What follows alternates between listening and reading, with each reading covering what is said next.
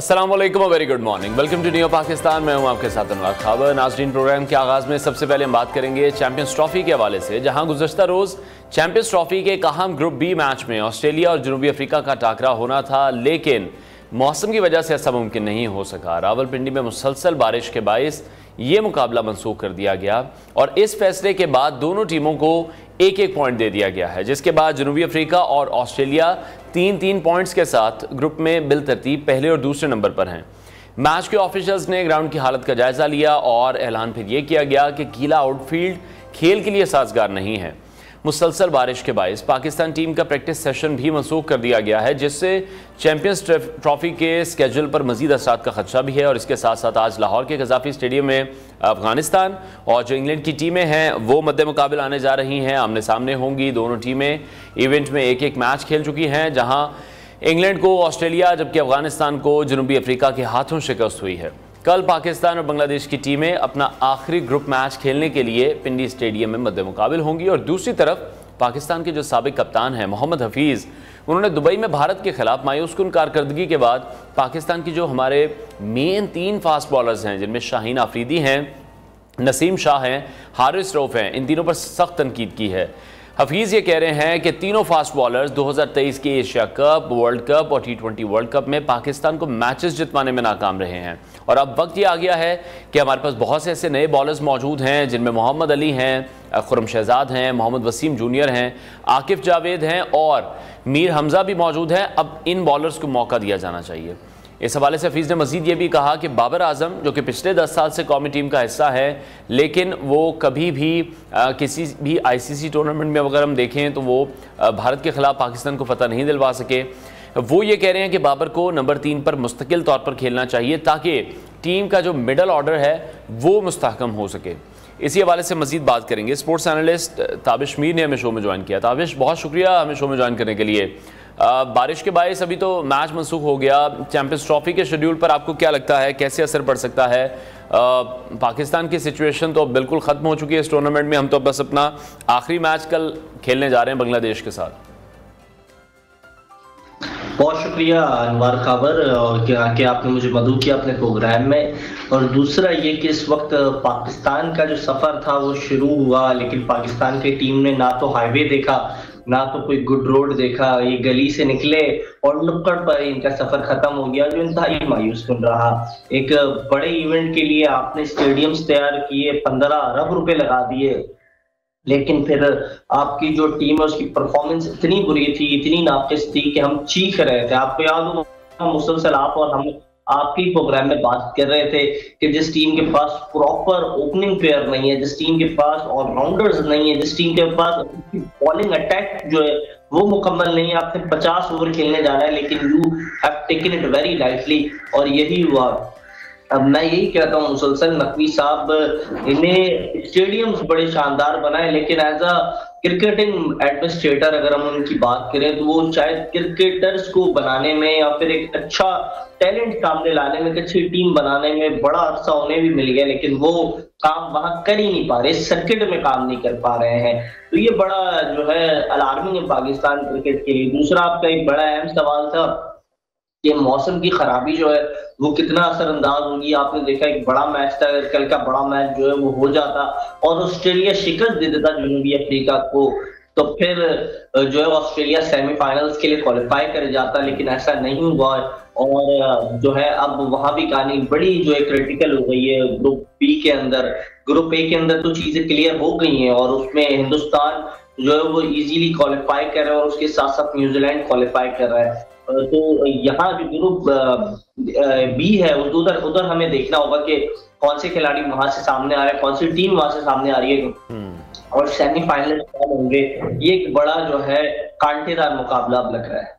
ठीक है ताबिश, जिस तरह से आपने भी कहा कि ओपनर पेयर हमारा डिसाइड नहीं था, ओपनिंग पेयर जो है कोई ऑलराउंडर टीम में मौजूद नहीं है, जिस तरह से पहले हमारे पास रज़ाक होते थे, अजहर महमूद थे या शाहिद आफरीदी थे। इसी तरह से रेगुलर स्पिनर की कमी बहुत ज़्यादा महसूस की गई है, जैसे पहले सकलैन मुश्ताक थे, मुश्ताक अहमद थे, बहुत से ऐसे बॉलर्स जो पाकिस्तान को मैचेस जितवा कर देते रहे हैं। जिस तरह से आपने भी कहा कि किसी इंसान को भी मेरा ख्याल है अब इतनी क्रिकेट सेंस, जिस तरह से हम क्रिकेट को बड़े शौक से खेलते हैं, देखते हैं, तो ये जो टीम बनाने वाले हैं उनको ये नज़र नहीं आया कि कौन से ट्रैक पर कौन से प्लेयर को खिलाना है, कौन से बॉलर को खिलाना है। फास्ट बॉलर अगर हमारे मददगार नहीं साबित हो रहे तो हमें स्पिनर्स को लेकर जाना है, तो हम जानबूझकर फिर अपने फास्ट बॉलर्स को एक्सपोज कर रहे हैं। असल में पता है कसूर क्या है अनवर कसूर असल में ये है, पिछले 3 सालों के अंदर आपने 5 चेयरमैन पीसीबीज को तब्दील किया, आपने 4 कप्तानों को जो है तब्दील किया, आपने जो है 8 कोचेस को तब्दील किया, आपने 26 जो है चीफ सेलेक्टर्स लाए। जब आप इतनी बड़ी पैमाने पर तब्दीली करते हो और उसके कोई रिजल्ट नहीं आ रहे होते ना, इसकी वजह से जो है आप जो है मुसलसल शिकस्त का सामना कर रहे होते। 2023 वर्ल्ड कप आप ग्रुप स्टेज से बाहर हो गए, 2024 वर्ल्ड कप आप ग्रुप स्टेज से बाहर हो गए, आईसीसी जो टेस्ट चैंपियनशिप है उसमें आप 8वें नंबर पर आपकी टीम मौजूद है। आपकी टीम की ओडीआई में रैंकिंग इस वक्त 6ठे नंबर पर है और गालिबन अगर ये इवेंट खत्म होता है तो 8वें नंबर पर भी आ सकती है। फिर इसके अलावा मैं आपको ये बताऊं कि आप यूएसए में यूएसए से हारे, आयरलैंड में आयरलैंड से हारे, अफगानिस्तान आपको हरा के जा चुका है, बांग्लादेश यहां आकर आपको वाइट वॉश चुका है। ये आपकी टीम है, आपकी असलियत ये है, ये किया नकवी साहब के टेन्योर में और पिछले 3 साल का जो टेन्योर गुजरा है इसमें ये सारी चीजें हुई है।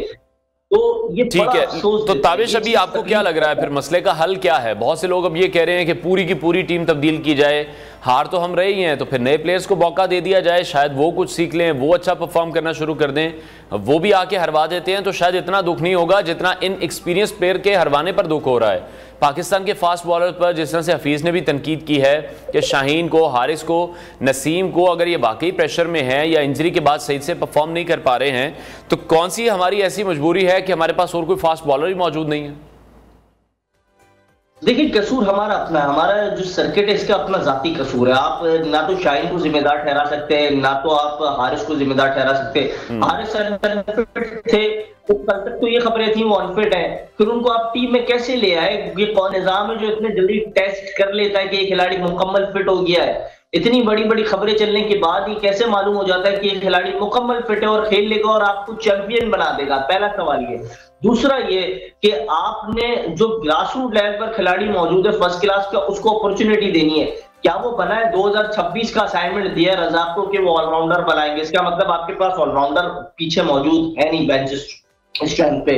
फास्ट बॉलिंग अटैक में आपके पास देयर इज ओनली 1 पर्सन जो अटैक कर रहा है, वो शाहीन शाह अफरीदी, और शाहीन शाह अफरीदी जो है हम देख रहे हैं इंजरी के बाद से उनका वो मोमेंटम बन नहीं पा रहा। इसके मतलब नेशनल हाई परफॉर्मेंस सेंटर जो इतना बड़ा हाथी है लाहौर में मौजूद, वहां कोई काम हो रहा नहीं है खिलाड़ियों के ऊपर। दूसरा ये कि आपके डोमेस्टिक सर्किट को चलाने वाले ब्यूरोक्रेट्स हैं। मेरा मुसलसल यही तो गिला है। आप याद होगा आपको, मैं 3-4 बार आपके प्रोग्राम में ये बात कर चुका हूं, अब्दुल्ला खुर्रम नियाजी के कोई डोमेस्टिक क्रिकेट से लेना देना है नहीं, लेकिन वो डायरेक्टर डोमेस्टिक बन गए हैं। फिर सारे लोग उन्होंने इस तरीके के हायर किए हुए हैं जिनका क्रिकेट से लेना देना नहीं है। ब्यूरोक्रेसी पाकिस्तान की क्रिकेट को नहीं सुधार सकती, आपको ये मानना होगा। और अब तो शोएब अख्तर हो या फिर राशिद लतीफ हो, ये बड़े बड़े क्रिकेटर्स कहते थे, लेकिन अब तो बड़े बड़े क्रिकेटर्स कह रहे हैं जब आप किसी साफी को जो है चेयरमैन पीसीबी बनाएंगे तो फिर पाकिस्तान की क्रिकेट तो फिर ताबिश इस वक्त आपको लग रहा है कि this is the right time कि हमें मोहम्मद अली को, खुर्रम शहजाद को, मीर हमजा अगर हमारे पास मौजूद हैं, आकिफ जावेद हैं, मोहम्मद वसीम जूनियर हैं, फिर हमें इन लोगों को चांसेस देने चाहिए? आपको लगता है कि हमारा बोर्ड में जो मौजूद लोग हैं वो इन खिलाड़ियों पर ट्रस्ट करेंगे? हम तो बोल बोल कर थके ये खिलाड़ियों पर कोई ट्रस्ट ही नहीं करता है। हमारे यहाँ तो जिन पर ट्रस्ट कर रहे हैं उन्होंने क्या किया? वो तो पिछले 3 से 4 आईसीसी के इवेंट्स हैं जो हमें जितवा ही नहीं सके। आपने खुद ही कहा ग्रुप स्टेज से ही हम बाहर हो जाते हैं।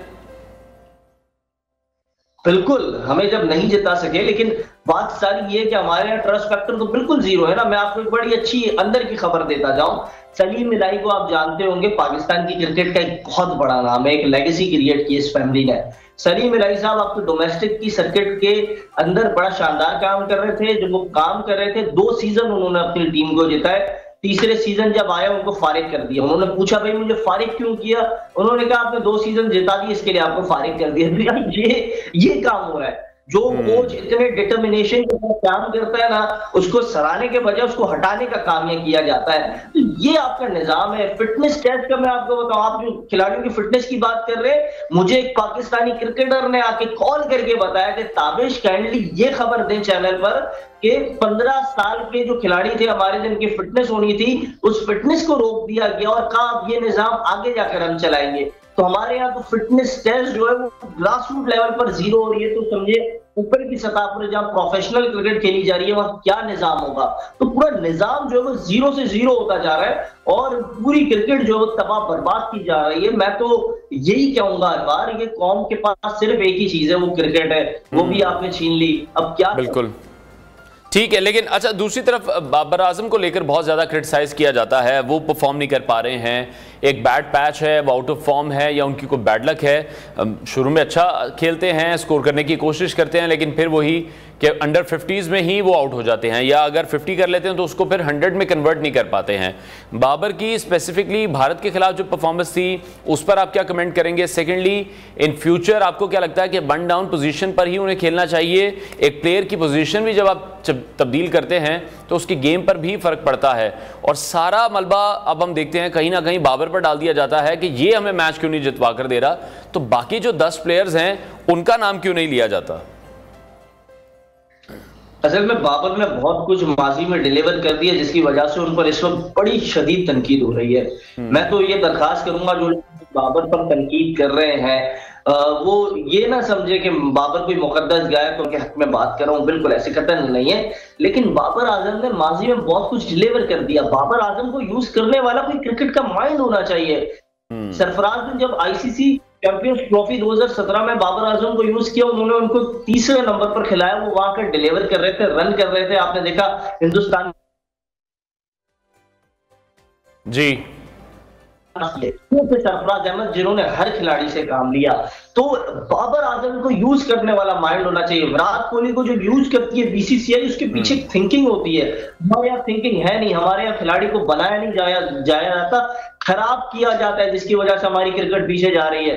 बाबर आजम बड़े अरसे के बाद बहुत बड़ा खिलाड़ी आपको मिला, लेकिन माजरत के साथ में हमारे यूट्यूबर्स पीछे लगे हुए हैं, इसमें हमारे एक्स क्रिकेटर पीछे लगे हुए हैं कि किसी तरह ये बहुत बड़ा नाम ना बन जाए, ये ब्रांड तो बन गया बहुत बड़ा ब्रांड ना बन जाए। आपने और हमने बाबर बाबर बाबर कह के इसको बाबर आजम बना दिया, लेकिन आज जब इस पर बुरा वक्त आया तो अब हमें चाहिए कि हम इसको बैक करें। बैक करने के ये मतलब नहीं कि आपको उसको ओपनर खिला दिया, वो वहां नहीं चल पाया तो आप उस पर क्रिटिसिज्म करें। हिंदुस्तान में अच्छा ताबिश जी, आपने बिल्कुल ठीक कहा कि फिर बुरे वक्त में हमारी ये गलती होती है कि हम अपने प्लेयर्स को बैक नहीं करते हैं, लेकिन आपको नहीं लगता कि जो बुरा टेन्योर है ये कुछ ज़्यादा ही लंबा हो गया? अंडर इस कैप्टनसी हम बहुत से आईसीसी इवेंट्स हारे हैं। उनकी अगर मैच विनिंग परफॉर्मेंस के वाले से बात कर ली जाए, जब विराट कोहली से उनका कंपैरिजन किया जाता है, जो कि नहीं करना चाहिए, लेकिन कहीं ना कहीं एक्सपेक्टेशंस हम लोगों की अब वैसी बन चुकी हैं, जिस तरह से बाबर खेलते हैं, जिस तरह से आपने भी कहा कि माजी में डिलीवर करते रहे हैं, तो वो एक्सपेक्टेशन का एक जो ग्राफ है वो इतना ज़्यादा बढ़ चुका है,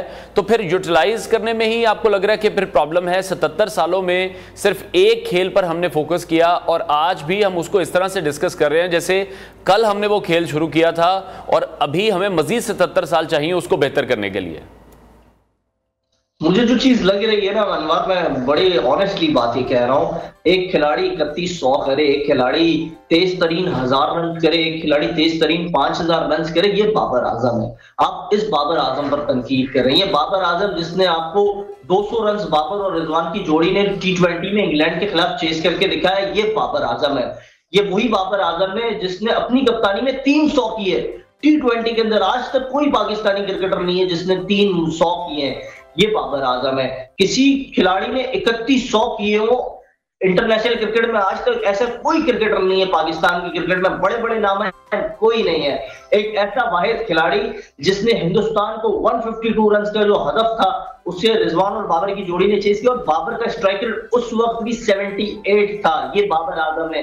आप उस बाबर आजम पर जब तनकीद कर रहे हो ना, तो आप जरा सोचें। कोई कह रहा है डेटा बहुत है, कोई पता नहीं क्या, कोई पता नहीं क्या, लेकिन मुझे ऐसा लग रहा है कि वही बाबर आजम है। कल अगर इनका बैट पैच खत्म हो गया ना, 50-100 करने वाले खिलाड़ी पाकिस्तान के वाहिद अगर कोई होंगे वो बाबर आजम है। आप इस खिलाड़ी का पोटेंशियल डाउन कर रहे हैं। मैंने वो फुटेजेस भी देखी जब जब बाबर आजम पर तनकीद हो रही थी और बाकायदा कहा जा रहा था बाबर तुझसे नहीं हुआ, तुझसे नहीं हुआ। इसने बहुत डिलीवर किया। यू हैव लिटिल पेशेंस और इसके बाद बाबर डिलीवर करेंगे। बैड पैच है, कोई काउंसलिंग करने वाला तो हो, कोई एक्स क्रिकेटर, कोई फॉर्मर क्रिकेटर जाए, इंजमामुल हक और बड़े बड़े नाम है जाए बाबर। काउंसलिंग तो खैर नहीं की जा रही। सोशल मीडिया पर भी जब हम देखते हैं तो उन पर सिर्फ तनकीद की जा रही है, या डिफरेंट टीवी शोज में अगर कुछ एक्स क्रिकेटर्स बैठे हैं तो वो भी सिर्फ तनकीद कर रहे हैं, डिफरेंट नामों से पुकार रहे हैं, मिमिक्री करते हुए दिखाई देते हैं।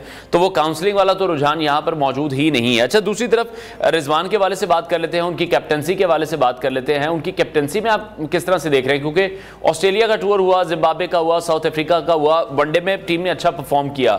एक्सपेक्टेशंस यही थी कि पाकिस्तानी टीम चैंपियंस ट्रॉफी में बहुत अच्छा परफॉर्म करेगी। नो डाउट टेस्ट में, T20 में हमारा कुछ अरसे से फेलियर चल रहा था, बट वनडे की हमारी एक स्ट्रॉन्ग टीम थी। नजर ये आ रहा था जैसे ऑस्ट्रेलिया को हरा कर आए। तो एकदम से आपको क्या लगा कि पाकिस्तानी टीम को क्या हुआ, रिजवान की कैप्टनसी में कहीं गलती लगी, या जिस तरह से इंडिया के मैच में वो खेल रहे थे ये मुनासिब था? 120 गेंदों में से, पहले 120 गेंदों में से 80 गेंदें डॉट बॉल्स थी। बिल्कुल, ये बड़ा अच्छा सवाल है। हमने बहुत गेंदें डॉट की जिस पर मुसलसल इस वक्त बात की जा रही है, लेकिन रिजवान की कैप्टनसी पर बात करूं उससे पहले मैं मुख्तसरन आपको ये बताऊं, ये जो इस वक्त तनकीद कर रहे हैं फॉर्मर खिलाड़ी, इनमें से ज्यादातर तो पाकिस्तान क्रिकेट बोर्ड की तनख्वाह पर काम कर रहे हैं, पाकिस्तान क्रिकेट बोर्ड का पानी पी रहे हैं और 50 लाख रुपए माहाना उजरत ले रहे हैं। कोई मेंटोर बना हुआ है, कोई कोच बना हुआ है, इनके खिलाफ कोई शो कॉज नोटिस जारी नहीं हो रहा है, जो ये अभी जाकर बता रहे हैं बड़े बड़े चैनलों पर बैठकर कि इस पर आप गाइड करेंगे तो यूं काम हो जाएगा। तो भाई आपको पहले बताना था ना, आप तो काम कर रहे थे टीम के साथ, अभी भी लगे हुए थे, तो आप ये क्या ड्रामे कर रहे हैं मीडिया पर बैठकर। और साथ साथ जो आपने रिजवान की बात की, रिजवान का जितना कसूर है, रिजवान मैं कम्युनिकेशन स्किल्स उसकी जीरो है, उसकी परफॉर्मेंस इस वक्त इस बड़े इवेंट में सामने आ गई कि वो बड़े गेम के बड़े खिलाड़ी तो है नहीं, कप्तान भी उतने बड़े माइंडसेट के नहीं है। और कैप्टन की जो परफॉर्मेंस है वो बहुत ज्यादा डिपेंड करती है कि वो टीम को कहां पर लेकर जाएगी। जब हम दूसरे टीमों के कैप्टन को भी देखते हैं जिस तरह से वो परफॉर्म करते हैं, अगर हम इंडिया के रोहित शर्मा के हवाले से बात करें, हम ऑस्ट्रेलिया के पैट कमिंस जो कि नहीं आ सके चैंपियंस ट्रॉफी में, बड़ा जबरदस्त परफॉर्म करते हैं और अपनी टीम को कहीं ना कहीं को एज जरूर दिलाते हैं। बहुत शुक्रिया स्पोर्ट्स एनालिस्ट ताबिश मीर हमारे साथ इन कॉन्वर्सेशन थे, आपको बहुत शुक्रिया। और सूरत हाल अब कुछ इस तरह से है कि अब पाकिस्तान का और बांग्लादेश का जो मैच है वो होगा, जो कि आखिरी मैच है इन दोनों टीमों का। दोनों टीमें इस इवेंट से बाहर हो चुकी हैं। कल का जो मैच था वो भी बारिश की वजह से नहीं हो सका। तो चैंपियंस ट्रॉफी अब देखते हैं कि किसके नाम होती है। सेमीफाइनल में इंडिया और न्यूजीलैंड एक दूसरे का आमना सामना करेंगे और जो दूसरा ग्रुप है वहां पर भी ये फैसला होना बाकी है। ब्रेक लेते हैं, ब्रेक के बाद आपको दोबारा ज्वाइन करेंगे।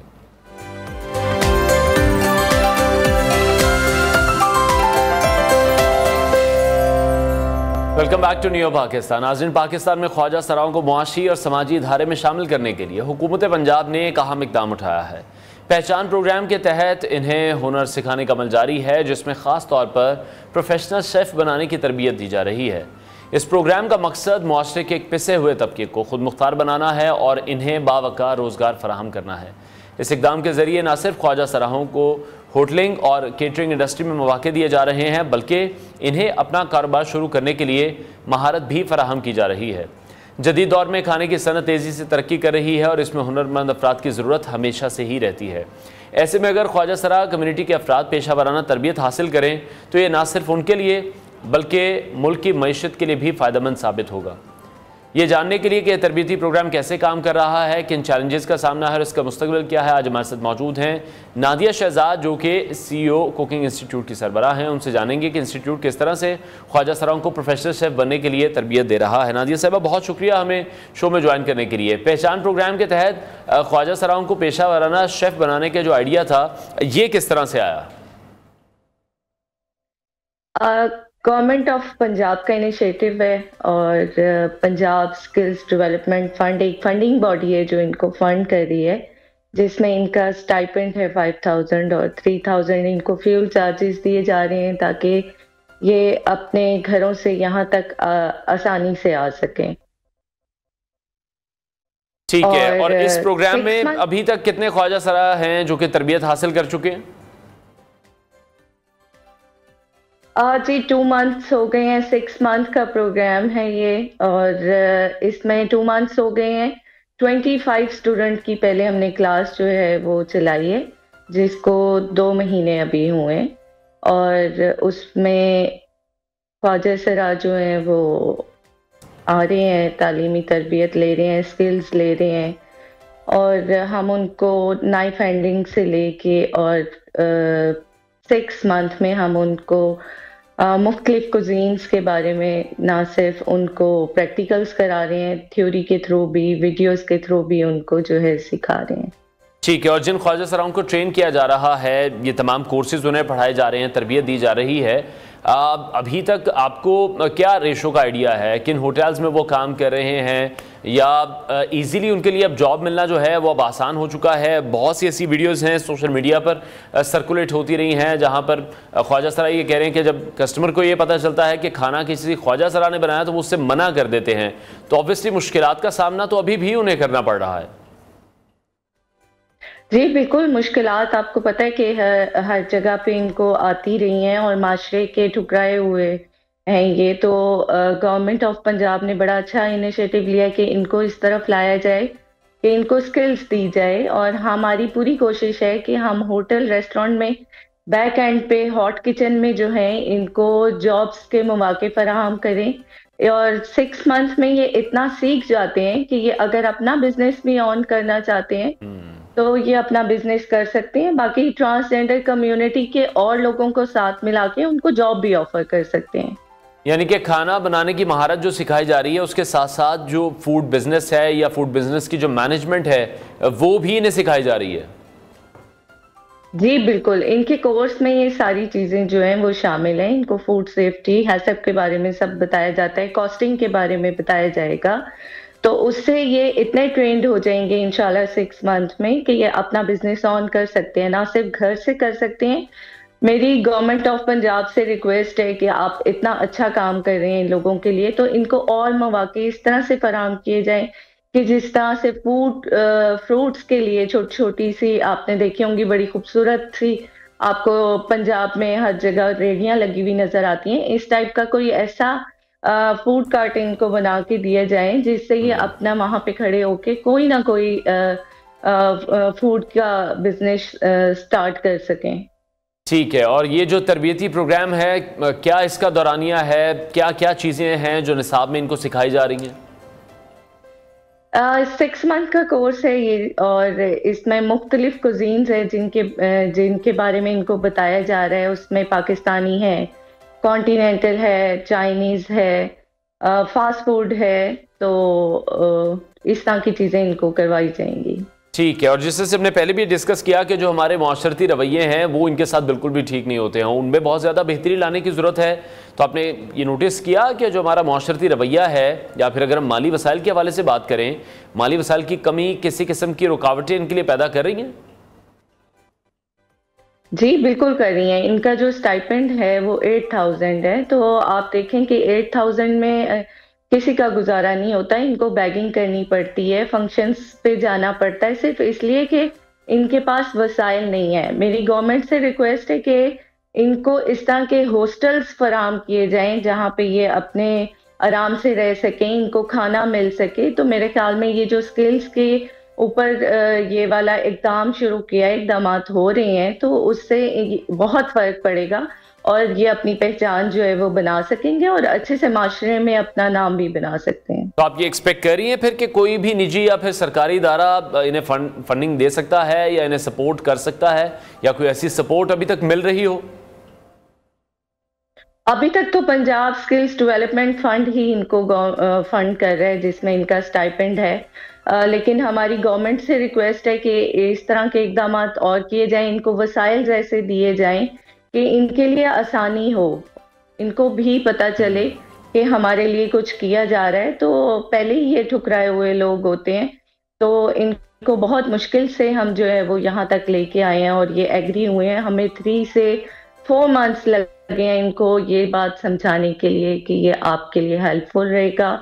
जिस एज में 45 एज में इनको ना बैगिंग करने दी जाती है, ना ये फंक्शंस कर सकते हैं, तो उसमें इनके बहुत बुरे हालात होते हैं। तो एटलीस्ट ये वाले कोर्सेज स्किल्स लेके ये अपने घर से बिजनेस जो है वो कर सकते हैं, कुछ ना कुछ कमा सकते हैं और ट्रांसजेंडर कम्युनिटी को अपने साथ मिला के उनको जॉब के मौके फराहम कर सकते हैं। ठीक है, और अभी इन फ्यूचर आप किस तरह से देख रही हैं कि ये जो प्रोग्राम है आपका, जो इंस्टीट्यूट है, इसको मजीद बड़े पैमाने पर ले जाने का भी कोई इरादा है? जी बिल्कुल बिल्कुल, बहुत सारे ट्रांसजेंडर जिनमें अब जिन तक ये रसाई नहीं थी उनको आप लोगों के चैनल्स के थ्रू पता चल रहा है और वो बहुत शौक से आ रहे हैं। लेकिन हमारे पास जो गवर्नमेंट का कोटा आया था वो 50 स्टूडेंट का था और हम सिर्फ उन्हीं को सिखा सकते हैं। लेकिन हमारी रिक्वेस्ट है कि अगर इस तरह से ट्रांसजेंडर आ रहे हैं तो उनको और मौके फराहम किए जाएं और उनके लिए और इकदाम किए जाएं। तो जो इंटरेस्ट आपने खुद देखा, आपको लग रहा है कि अब ये कम्युनिटी भी ये चाह रही है कि कोई ना कोई स्किल इनके पास होना चाहिए? बिल्कुल बिल्कुल चाह रही है। आप देखें कि किसी को भी शौक नहीं होता कि वो सिग्नल पे जाके भीख मांगे या फंक्शन करे। तो इस स्किल्स के बारे में सिर्फ अवेयरनेस देनी थी, वो हमने इन तक पहुंचाई है, इनको बताया। ये बहुत शौक से आ रहे हैं और फर्स्ट डे से जो है अपना टाइम पे आ रहे हैं। ठीक है, और अभी जिस तरह से ये तो हम देख रहे हैं कि अभी इस तरह के कोर्सेज जो हैं वो शुरू कर दिए गए हैं, एक स्किल इन्हें सिखाया जा रहा है, लेकिन जब इन्होंने अपना फूड बिजनेस शुरू करना है तो आपको क्या लग रहा है, कौन सी मुश्किलात इनको फेस करनी पड़ रही हैं? इसके लिए अगर हम हुकूमत की बात करें या प्राइवेट सेक्टर की बात करें, इन्हें अगर कोई सपोर्ट मिलेगी तो शायद फिर इनके लिए कोई आसानी बन सकेगी अगर ये अपना फूड बिजनेस शुरू करना चाहते हैं। जी बिल्कुल, ऑब्वियसली गवर्नमेंट को इस बारे में थोड़ा सा सोचना चाहिए। लेकिन मल्टीनेशनल फूड चेन्स जो हैं उनसे हमारी बातचीत चल रही है और उन लोगों का कोई एतराज़ नहीं होता इनको रखने के लिए। इन्होंने हॉट किचन में काम करना होता है और जब इनके पास स्किल्स होगा तो ऑब्वियसली इनको 25 to 30,000 स्टार्ट जो है वो जॉब मिल सकती है। अगर ये अपना बिजनेस घर से बैठ के ऑन करना चाहते हैं तो मेरी गवर्नमेंट से रिक्वेस्ट है कि इस तरह के वसाइल के ऊपर भी नजरसानी की जाए। ठीक है नादिया साहब, आपके इंस्टीट्यूट की जानिब से जब ये प्रोग्राम किया गया, इसको शुरू किया गया या जब कंप्लीशन की तरफ भी बढ़ रहा था, तो आपने क्या देखा, मजीद किस तरह से इसमें बेहतरी की जा सकती है? ये लोग बहुत मुश्किल से आपके साथ जो है अटैच होते हैं और इनको माशरे में हर जगह से माशरे ने इनको ठुकराया ही है। तो हमारे लिए शुरू में बहुत सारी मुश्किलात जो है हमें फेस करनी पड़ी, लेकिन हमने अपनी कोशिश नहीं छोड़ी। इनके लिए हमने स्किन के इश्यूज इन लोगों को बहुत होते हैं, ये बैगिंग करते हैं, तो हमने इनके लिए स्किन के ट्रीटमेंट हमने अपने इंस्टीट्यूट में कैंप लगवाया जहां डर्मेटोलॉजिस्ट डॉक्टर्स आई, उन्होंने इनको चेक किया। हमने HIV के ऊपर काम किया, वो अवेयरनेस इन तक पहुंचाई। उसमें डॉक्टर्स आए, उन्होंने इनको चेक किया और उसके बारे में सारा बताया। और हॉस्पिटल्स में इन लोगों के साथ बड़ा बुरा सलूक होता है, तो हमने अपने जितने भी स्टूडेंट्स हैं 50 स्टूडेंट्स, उनको हमने अपना हॉस्पिटल के नाम से एक अस्पताल है जहाँ हमने 50 स्टूडेंट्स को रजिस्टर कराया ताकि ये वहां जाएं तो इस तरह की मुश्किलात जो है इनको जो फेस करनी पड़ती हैं वो ना करनी पड़े। तो उससे ये काफी ज्यादा सेटिस्फाइड हैं। तो इंशाल्लाह जिस तरह से हमारे साथ वो चल रहे हैं और हमारी भी कोशिश, ठीक है, हम भी उम्मीद करते हैं कि ये प्रोग्राम आगे बढ़े। बहुत शुक्रिया CEO cooking institute Nadia Shahzad साहिबा हमारे साथ इन कॉन्वर्सेशन थी। और पाकिस्तान में ख्वाजा सराओं को समाजी और मुआशी धारे में शामिल करने के लिए जो पंजाब हुकूमत का अहम इकदाम है, पहचान प्रोग्राम, यकीनी तौर पर जिस तरह से अभी नादिया साहिबा ने भी हमें कन्वे किया, इन तमाम चीज़ों के हवाले से उन्हें हुनर सिखाने का जो अमल है वो इस वक्त जारी है। और इस तरह के जो प्रोग्राम्स हैं वो अब गवर्नमेंट को ये इनिशिएट लेना चाहिए कि इनको एक बड़े पैमाने पर लेकर जाया जाए और ये तमाम जो लोग हैं इनको इस मुआशरती और मुआशी तौर पर मजीद मुस्तहकम करने की ज़रूरत है। ब्रेक लेते हैं, ब्रेक के बाद आपको दोबारा ज्वाइन करेंगे।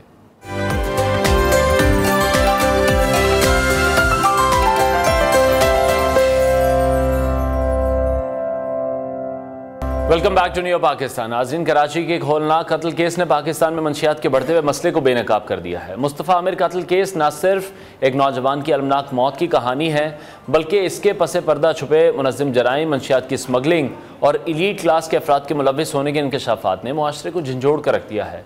मुस्तफ़ा आमिर एक 20 साला नौजवान कराची के पोश इलाके डिफेंस से ताल्लुक़ रखता था। इसे चंद रोज़ कबल अगवा किया गया और बाद उसकी लाश एक वीरान मकाम से मिली। तहकीकात के दौरान ये बात सामने आई कि मुस्तफ़ा न सिर्फ मंशियात के इस्तेमाल में मुलव्विस था, बल्कि उसका राब्ता एक बड़े ड्रग नेटवर्क से भी था। मुस्तफ़ा के कत्ल की तफ्तीश के दौरान कई चौंका देने वाले इंकशाफात भी सामने आए हैं। मुस्तफ़ा कत्ल केस में अदाकार साजिद हसन के बेटे साहिर हसन को गिरफ्तार किया गया, जो कि मुबैना तौर पर एक मंशियात फरोश था। पुलिस के मुताबिक साहिर एतराफ़ कर चुका है कि वो 2 साल से मंशियात फ़रोग़ कर रहा था और इसके साथ साथ मकतूल मुस्तफ़ा आमिर भी उसका गाहक ही था। इसी हवाले से मज़ीद बात करेंगे। कंसल्टेंट इस्ताद मंशियात मुहिम सर जुल्फ़िकार हुसैन ने हमें शो में ज्वाइन किया है। सर बहुत शुक्रिया हमें शो में टाइम देने के लिए। बहुत शुक्रिया जी आपका। सर अभी आप किस तरह से देख रहे हैं पाकिस्तान में मंशियात के ख़िलाफ़ जो मौजूदा कवानीन हैं वो कितने मौसर हैं, किस तरह से उस पर इम्प्लीमेंटेशन होती है? अगर हम उनमें बेहतरी के हवाले से बात करें तो मज़ीद कौन से ऐसे इक़दाम हैं जो लिए जाने चाहिए? जहाँ तक कवानीन की बात है, कवानीन से पहले मैं उन चीज़ों का जिक्र करना चाहता हूँ क्योंकि मेरा इस फील्ड के साथ बड़ा गहरा ताल्लुक़ है। बड़े अरसे से मैं काम कर रहा हूँ एज ए प्रिवेंशन एक्सपर्ट के तौर पे, और हर शख्स को जो भी अपनी फील्ड में एक्सपर्ट होता है ना किसी तरीके से उसकी गहरी नज़र होती है। तो अल्लाह ने मुझे भी वो थोड़ी सी हिस्सा अता की है जो मैं चीज़ों को प्रेडिक्ट कर देता हूँ। मुझे याद है 2017-16 में मैंने प्रेडिक्ट किया था इसी मीडिया सेंटरों में बैठ के, आप मेरे बहुत से टीवी चैनल जो प्रोग्राम करते हैं, मैंने कहा था कि 2023-24 हमारे लिए क्रिटिकल साल होगा जहां आइस बहुत टॉप पे जाएगी। और आपने देखा उस वक्त जब हमने प्रोजेक्ट शुरू किया था 2016 में तो आइस की कीमत तकरीबन 5,000 रुपये पर डोज थी, और आज देखिए 1,200 रुपये की हर बंदा। पॉपुलेशन का ग्राफ इतना ज़्यादा नहीं था। हमारे जो सेंसेस हैं पाकिस्तान की, जो टोटल पॉपुलेशन है वो तकरीबन, गवर्नमेंट तो कहती 24 करोड़, लेकिन मैं कहता हूँ 24 करोड़ से ज़्यादा है। हमारा लाहौर ड्रग एडिक्शन के और सप्लाई के हवाले से बड़े शहरों में Karachi is number 1 and the second is Lahore. और उसके बाद फिर आप चले जाएँ पेशावर, कोयटा, इस्लामाबाद, फैसलाबाद, जो बड़े हमारे शहर हैं, जो जहाँ इंडस्ट्रियल स्टेट हैं वो बड़े शहर हैं क्योंकि सप्लाई भी वहाँ से भी होती है। अब इस तरह के केसेस जो हैं ये मैं पहले भी कह चुका हूँ कई बार। जब नूर मुकद्दम का केस आया, नूर मुकद्दम से पहले एक केस आया, वो भी वही था कि फैमिली को पता था कि हमारे बच्चे ड्रग इस्तेमाल कर रहे हैं। और जब आप चीज़ों को इग्नोर, बेसिकली फैमिली जो है ना डिनाइल में है, स्टिग्मा है उनके ऊपर। जिस तरह ड्रग एडिक्शन में एक स्टिग्मा है ना कि बंदा ड्रग एडिक्ट है, जो खुद से प्रोटेक्ट कर रहे हैं अपने बच्चों को, वो नहीं, वो स्टिग्मा है सोसाइटी में। हमने ना एक, जिस तरह हम यहाँ आते हैं स्टूडियो में तो हमने अपने चेहरे पे थोड़ा सा वो फेस लगाते हैं ताकि जी हमारी जुर्रियाँ और ये वो चीज़ें ख़त्म हो जाएं। इसी तरह हमारी सोसाइटी ने, मैं कसम खाने के लिए तैयार हूँ क्योंकि मुझे 40 साल हो गए इस फील्ड में काम करते, हमने चेहरे पे मसनूई मास्क चढ़ाया हुआ है। अब देखें जी, अपर क्लास के जो बच्चे हैं, आप उनको इतनी पॉकेट मनी दे देते हैं। कभी किसी ने पूछा है कि आपने इतनी पॉकेट मनी क्या करनी है? या कहाँ लग रही है? उसने कहा मेरी दोस्त के पास, मेरे फ्रेंड्स के पास गाड़ी छोटी है, मैं गाड़ी मिलेगी तो स्कूल जाऊंगा, कॉलेज जाऊंगा, यूनिवर्सिटी जाऊंगा। आप लेके देते हैं, मजबूर हैं। अब पेरेंट्स को पता है हमारे बच्चे ड्रग इस्तेमाल करें, ड्रग सेल करते हैं, लेकिन हम लोगों को नहीं बताते परेशानी की वजह से। यार हम पे ये ना कहे। अब देखें नूर मुकद्दम का ये, उससे जो पहले साइमा यगालमास बड़ा केस था, वो भी 2 फैमिलियां थी, उनके बच्चों ने किस तरह ड्रग को इस्तेमाल करने के बाद एक बीवी का तो गला ही काट दिया था। बिल्कुल। उसके बाद आप देखें लाहौर, कराची, लाहौर में 2022 के एंड में, 23 के शुरू में 6-7 वाकयात हुए जी। गेम खेलने के बाद उन्होंने फैमिली के 6-6, 3-3, 4-4 बंदों को मार दिया। तो अब एक और बात जो मैं करना चाहता हूँ वो ये है कि इस केस की, इस पे भी मैं बड़ी गहरी नज़र रख रहा हूँ। इसके बड़े बड़े इंकशाफात आ रहे हैं। इसमें भी मैं कहूँगा कि पेरेंट्स जो हैं वो अभी भी अपने बच्चों को डिफेंड करते हैं। एक माँ होती है ना, माँ, उसका बच्चा कितना बड़ा क्रिमिनल क्यों नहीं होगा, वो हर तरीके से ये दुआ करेगी मेरा बच्चा बच जाए। और जो बच्चा इस वाक़े में इंसिडेंट हुआ है जिसका, जो इस दुनिया में नहीं है, उसकी माँ भी तो दुआएं दे रही थी ना कि मेरा बच्चा कहाँ गया है। इस तरह अब कराची, लाहौर, इस्लामाबाद, देखिए ये वो वाक़यात हैं जो सामने आते हैं। और ये ज़ुल्फ़िकार साहब, ये वाक़यात अब रुकने में भी नहीं आ रहे हैं। और फिर जब हम कानून के वाले से भी बात करते हैं तो उस तरह कानून से पहले एक और बात मैं भूल ना जाऊँ जो मैं कहना चाहता हूँ। मैं इसी स्टूडियो में, आपके डिफरेंट 2 चैनल हैं, मैं उनमें कई बार ये कह चुका हूँ, या दूसरे चैनल में मैं अब भी लोगों को कहता हूँ कि मेरी वो बातें दोहराएं कि कॉल सेंटर हैं सर, जो अल्लाह ताला ने आपको जिस्मानी तौर पर सोने के लिए रात अता की है ना, आपकी जो बॉडी का स्ट्रक्चर है वो अल्लाह ताला ने सुबह शाम दोपहर को बिल्कुल सामने रखते हुए डिज़ाइन किया है। जब आप रात को जागते हैं तो क्या करते हैं, लाहौर में सैकड़ों कॉल सेंटर हैं। मैं दावे से कहता हूँ, जिस तरह मैं यूनिवर्सिटी, कॉलेजों, स्कूलों में काम करता हूँ, मुझे पता है किस यूनिवर्सिटी, किस कॉलेज में ड्रग बिकती है, अभी भी मैं बता सकता हूँ। सर, कॉल सेंटरों में जो बच्चे और बच्चियाँ रात को काम करते हैं वो ड्रग का इस्तेमाल करते हैं। खुदा के लिए उन पर तवज्जो दी जाए। मैं आपके प्रोग्राम की वजह से अभी भी गवर्नमेंट को हिला रहा हूँ। मैं अभी भी कहता हूँ कि आर्मी चीफ जो हमारे हैं वो इंटरवीन करे। अब हर मसले पे तो हमने फौज को इन्वॉल्व कर लिया, तो जाहिर बात मैं अब भी कहूँगा, मेरी पहले भी मैंने बहुत सी बातें की हैं, कहा है, रिक्वेस्ट की आर्मी चीफ से, वो बहुत सी हुई भी है, उस पर अमल भी हुआ है, वो मुझे सामने नज़र आया, मुझे पता चला है उसका। तो अब भी मैं कहता हूँ कि जो कॉल सेंटर है पूरे पाकिस्तान में, इन पे तवज्जो दी जाए। यहाँ रात को बच्चे सोते जागते हैं और जागने के लिए आइस इस्तेमाल करते हैं, वीट इस्तेमाल कर रहे हैं।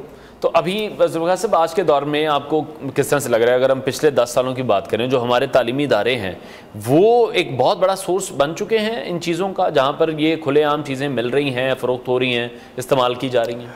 सर, आपको ये बात ज़हन में याद रखनी चाहिए कि जब आप क्रॉनिक एडिक्ट बन जाते हैं ना, he will not recover until के आपके बॉडी से ब्लड भी आप चेंज कर दें। जब आप क्रॉनिक एडिक्ट बन जाते हैं तो आपकी ज़िंदगी का मिशन, मकसद, एम सिर्फ और सिर्फ ड्रग होता है। आप घर की हर चीज़ को बेच देते हैं। देखिए, ड्रग जो है ना, अगर एक घर में दाखिल होती है ना, आप बिलीव करें, घर के दरो दीवार को हिला देती है। वो कहते हैं ना कि किसी को बद्दुआ देनी है, अगर कोई किसी पे जुल्म करता है तो आप दुआ देते हैं, जो मुझे बद्दुआ दी है ये आपकी औलाद को भी लगे।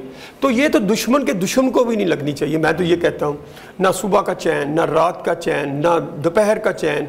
माँ लहदा परेशान, बहन लहदा परेशान, भाई लहदा परेशान, रिश्तेदार लहदा परेशान, घर की कोई चीज़ नहीं आपकी रहती, सिर्फ और सिर्फ 1000 2000 नशे के लिए आप घर की हर चीज़ को बेच देते हैं। एक ऐसी स्टोरी है मेरे पास, मैं बताऊँ, मैं एक मिसाल देना चाहता हूँ। यूनिवर्सिटी के लाहौर का लड़का, उसको मैंने 6 बार ट्रीटमेंट सेंटर में रेफ़र किया है। उसके बाप की, वो एक बड़ी सोसाइटी में रहता था, उसके बाप की ये सुनार की दुकान थी।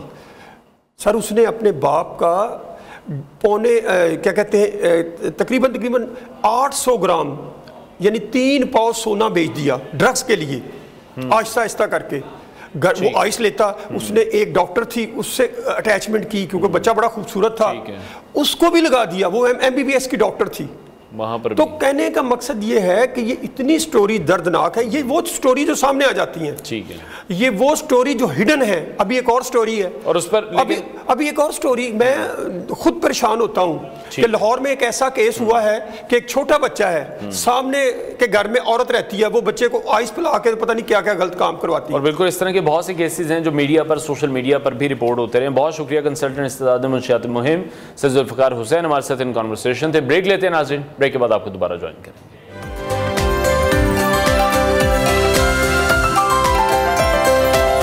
Welcome back to New Pakistan. ICC champions trophy के 8वें मैच में आज अफगानिस्तान और इंग्लैंड की टीमें लाहौर के तारीखी कज़ाफ़ी स्टेडियम में एक दूसरे के खिलाफ मैदान में उतरेंगी। दोनों ही टीमें टूर्नामेंट में अब तक एक मैच खेल चुकी हैं और दोनों को शिकस्त का सामना करना पड़ा है। इस मैच में फतह दोनों टीमों के लिए बहुत ज़्यादा इंपॉर्टेंट क्या हमें होगी। हमारे कॉरेस्पॉन्डेंट चिराग बलोच हमें इस हवाले से मज़ीद अपडेट करेंगे। चिराग, बताइएगा, अभी क्या मनाजिर आप इस वक्त देख रहे हैं कज़ाफ़ी स्टेडियम में, आज ये मैच होने जा रहा है?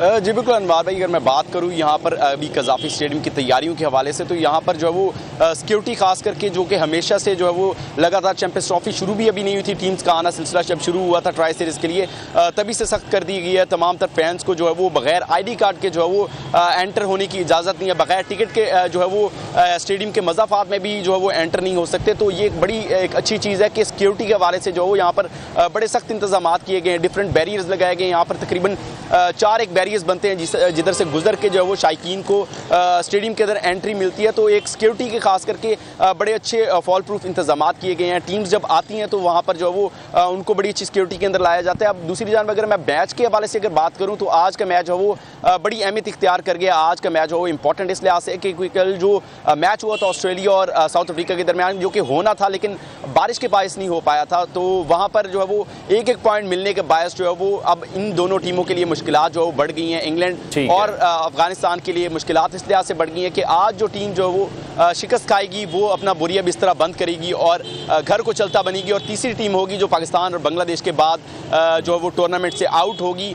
क्योंकि जो खास करके इंग्लैंड के लिए काफ़ी ज़्यादा मुश्किल है, इसलिए से कि एक बड़ी टीम है, उनसे एक्सपेक्टेशन ज़्यादा है, तो उनके लिए काफ़ी प्रेशर वाला मैच होगा। इसी तरह से अफगानिस्तान के लिए भी जो वो बड़ा इंपॉर्टेंट मैच है, क्योंकि पहली मरतबा चैंपियंस ट्रॉफी के अंदर वो पार्टिसिपेट कर रहे हैं, तो वो भी एक अच्छे नोट के ऊपर जो वो ठीक है। तो चिराग, मौसम के हवाले से भी प्रेडिक्शन थी कि बारिश हो सकती है, अभी आप किस तरह से देख रहे हैं कि मैच, ये भी आपको लग रहा है कि ये भी मैच हो सकता है कि एक पॉइंट दोनों टीम्स को मिल जाए? मौसम की क्या सिचुएशन है?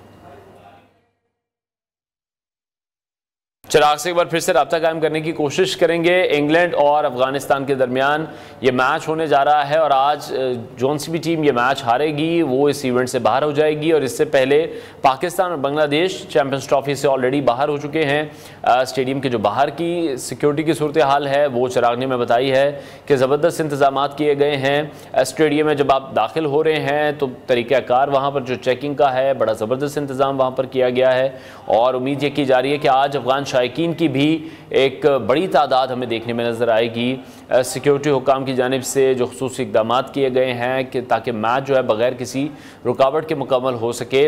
और ट्रैफिक के हवाले से जब हम बात करते हैं तो ट्रैफिक को भी मैनेज करना बहुत ज़्यादा ज़रूरी होता है। चिराग, अगर मुझे सुन पा रहे हैं तो बताइएगा, मौसम के हवाले से क्या अपडेट है? बारिश की प्रेडिक्शन थी? जी बिल्कुल अनवार भाई, आज बारिश की प्रेडिक्शन की गई थी, लेकिन इतनी ज़्यादा नहीं है क्योंकि मैच उससे इंटरप्ट होगा। आज बादल वगैरह छाए रहने का इम्कान है, जिससे ये है कि थोड़ी बहुत बॉलर्स को हेल्पफुल उसके लिए साबित हो सकता है कि फास्ट बॉलर्स जो है उससे अपने सीम स्विंग जो है वो उनको ज़रूर फ़ायदा होगा। लेकिन अदरवाइज़ आज बारिश की कोई इस तरह से पेशन गोई नहीं, जिस तरह से कल हमने रावलपिंडी के अंदर देखा कि ऑस्ट्रेलिया और साउथ अफ्रीका के एक अहम मुकाबला था जो कि बारिश की नज़र हुआ। लेकिन आज का जो मैच है इसके अंदर कोई बारिश की पेशन गोई नहीं है। कल लाहौर के अंदर बारिश की पेशन गोई ज़रूर की गई है, जहाँ पर जो है वो मुतासिर हो सकता था, लेकिन कल मैच लाहौर के अंदर ऑलरेडी नहीं है। ठीक है, बहुत शुक्रिया। हमारे कॉरेस्पॉन्डेंट चिराग बलोच हमें अपडेट कर रहे थे। प्रोग्राम का वक्त नाज़रीन खत्म हुआ है, इंशाल्लाह कल फिर आपसे मुलाकात करेंगे। अपना बहुत सारा ख्याल रखिए, इजाज़त दीजिए, अल्लाह हाफ़िज़।